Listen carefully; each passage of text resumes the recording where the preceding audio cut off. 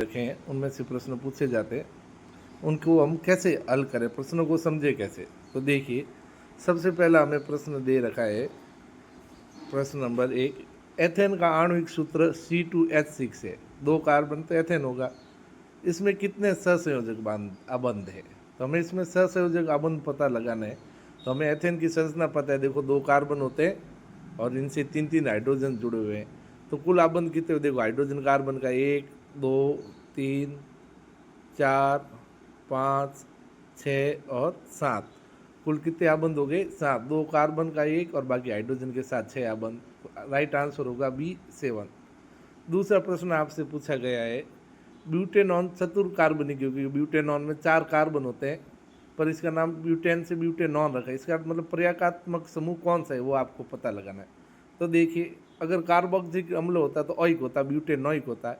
Aldehyde होता तो ब्यूटेनैल, पीछे ल आता। न आ रहा है पीछे नॉन, तो वो कीटोन होगा। वो क्या होगा? कीटोन। और एल्कोहल होता तो ब्यूटेनॉल आ जाता। ये इसके नाम होता है। तो सही क्या होगा? ब्यूटेनॉन है तो कीटोन है, क्योंकि इसका प्रक्रियात्मक समूह क्या, इसका अनुलग्न क्या होता है? ONA।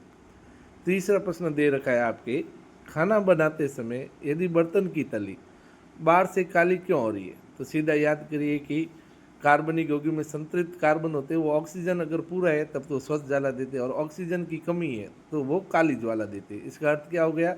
भोजन पूरा पका नहीं, भोजन का कोई संबंध होता नहीं, ईंधन पूरा जला नहीं। ईंधन आध रहे या ईंधन पूरी तरह से जल रहा है, पूरी तरह से जल रहा होता तो काली होती नहीं, तो काली हो रही, तो इसका सही आंसर क्या होगा? बी, ईंधन पूरा जला नहीं है।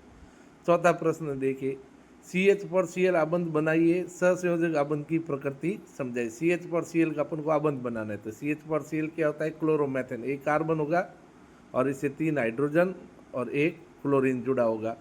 कुल 4 एकल सहसंयोजक बंध है, ये हमें बताना था कि 4 सहसंयोजक बंध है और वो कौन से? एकल। पांचवा प्रश्न आपसे पूछा गया, इलेक्ट्रॉन बिंदु संरचना बताइए। एथेनोइक अम्ल, एथेनोइक अम्ल की कैसे बनाएंगे? 2 कार्बन है, 1 और 2, फिर उसे C double bond OH, COOH जुड़ता है तो कार्बोक्सिलिक अम्ल होता है।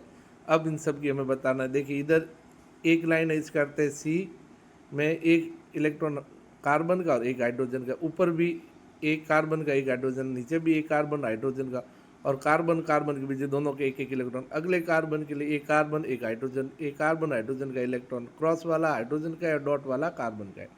कार्बन कार्बन के मध्य दोनों कार्बन के इलेक्ट्रॉन। अब C डबल बॉन्ड O, मतलब C क्या करेगा?